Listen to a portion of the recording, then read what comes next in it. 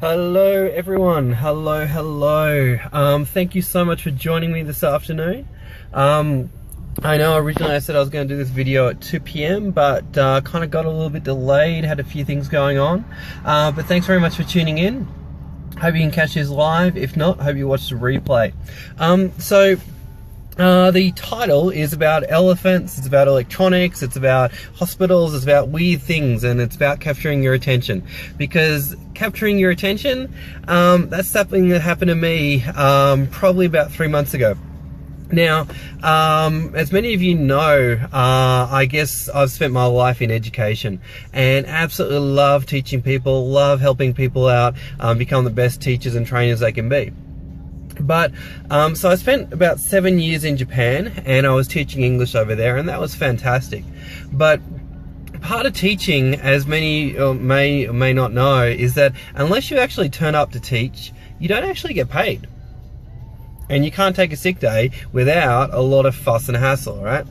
And so over time, my passion for business really grew, and I always was wondering, well, how to actually create enough income so that I can stay at home, be with my family, but also not be worried if I'm sick and I can't teach. How do I still pay my bills, right?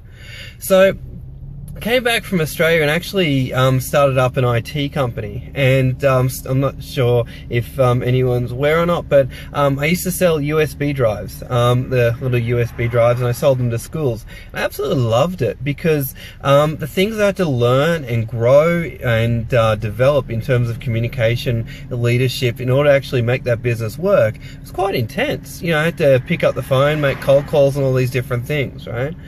But what actually made the business, I guess, collapse was not out of lack of effort, but we just found that the USB drives, you guys probably all remember that they started out in 1 gig, then it went up to 2 gig, 4 gig, 8 gig, 32 gig, but capacity would go up, but price would actually go down. So it became harder and harder for us as a company to compete.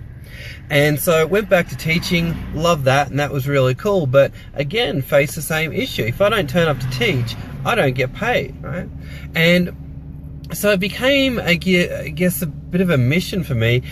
How do I find something that I can combine, I guess, my passion for helping people, I guess, make money, but also how do I really engage my teaching skills as well?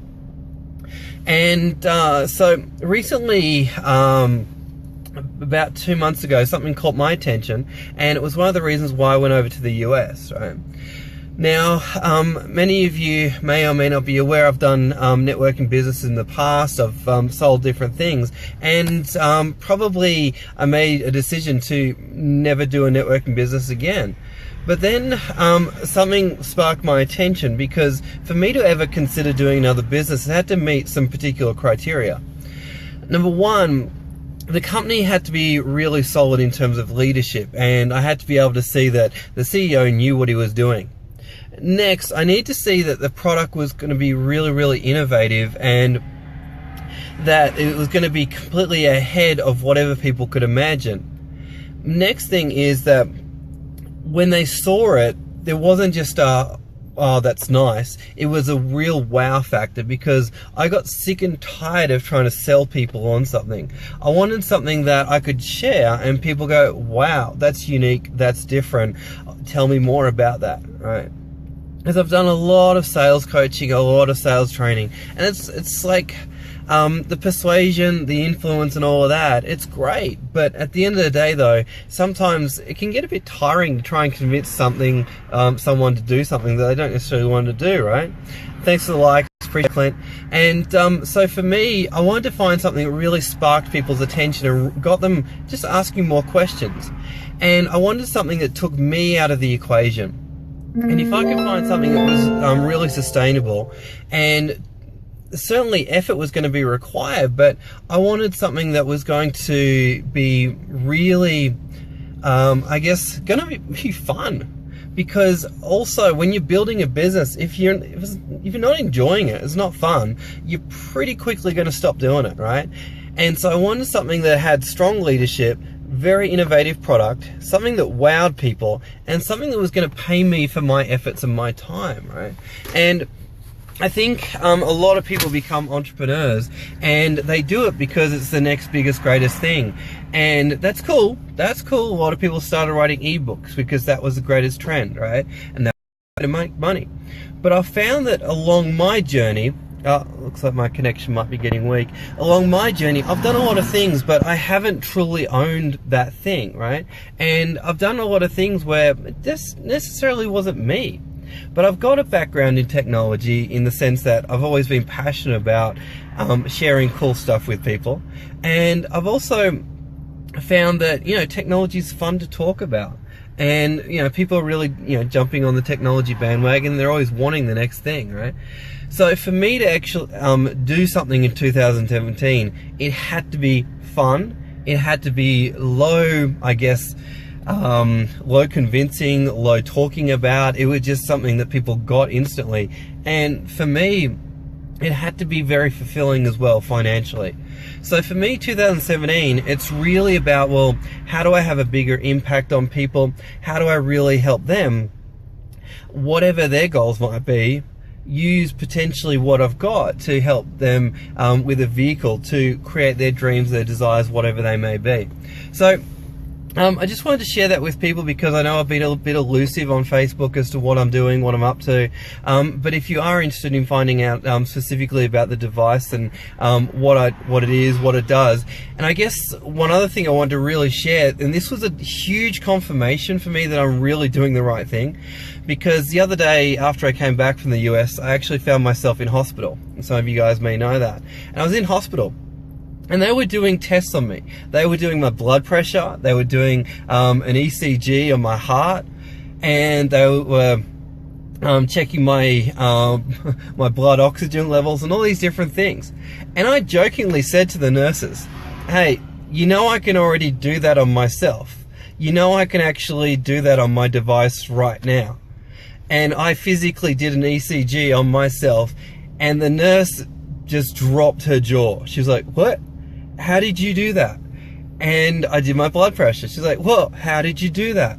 And I was just blown away that certainly the device is not hospital grade or medical grade, but I was so excited to actually have something in my hand that could give such powerful information to me and certainly the nurse at the time. And it was just really cool and really exciting to be ahead of the game and to know that, wow, wearable technology, you know, the world is moving so quickly, and it's really cool to sort of be part of that and to be sharing that with people.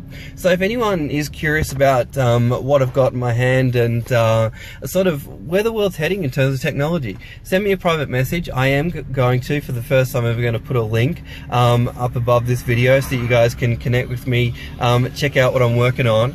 But it's so exciting to know that I have a device and I'm sharing a device that's saving lives. It's truly saving lives, and people are able to use this data to be able to better monitor their health, right? So I just wanted to share a little bit about my story. I love traditional teaching, but at the end of the day, it will never certainly create bigger dreams and results for me, because I'm only locked into when I teach and, you know, what I share. But I love leverage teaching. I love the fact that I can teach something to someone, they can go out, learn more about this device, they can share it with friends, family, and they can reap the benefits, but I can also on an ongoing basis reap those benefits as well, right? Leveraged teaching is what I love to call it, because that's essentially what network marketing is. That's all we do. We teach and educate people. So thanks for watching. Hope you got some value out of it. Remember, if you want to do a business in life, do it seriously, but pick something you absolutely love and it's not a chore for you. Pick something that's really fun and that you can do it without having to motivate yourself. Because if you find that, you know, you wake up in the morning and you have to motivate yourself to do it, there's something wrong and you're never going to do it long term, right? I've done a lot of businesses, love them, learn a lot through them, but I've never felt personally connected to it, right? You got to find that one thing that you truly connect with, and once you've got that, then you go to the moon. Then you go to the moon. And I'll say it again, then you go to the moon. Because no matter what people are going to say around you, it's not going to affect you. you're not going to worry about the naysayers, the haters, or whatever, because you're like, yeah, it's cool, I'm happy in my lane, I know what I'm doing, and I'm going to the moon. But you got to find that one thing, because otherwise you're just going to keep, got some noise in the background, you're going to get distracted just like that, right? You got to find that one thing that truly connects with your heart, and you're going to do no matter what. When you find that, you go to the moon. All right, so thanks for watching. Hope you've enjoyed it. Hope you got some value out of the stories. But remember, be you, do you, and go have a lot of fun as you share and impact the world. Thanks for watching. Bye.